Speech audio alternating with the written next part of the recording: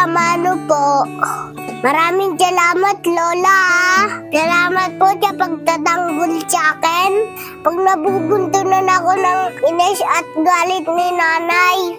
Mahal na mahal niyo po akong apo niyo. Lagi po kayo nag-aabot ng barya sa akin, Lola, kahit di ko kailangan po. Lagi po kayo nakangiti sa akin, Lola. Ang tsaya-tsaya ko po pag nagkikwentuhan tayo, Lola. Mas gusto ko po sa inyo magdidisplay na sa akin. Kasi hindi po kayo patigaw. Malumalay lang po kayo magalit. At lagi niyo po ako pinapangaralan at hinihimas sa ulo.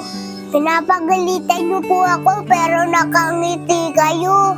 Ang bait-bait niyo talaga, Lola. Salamat po sa lagi pagkakagaan ng loob ko.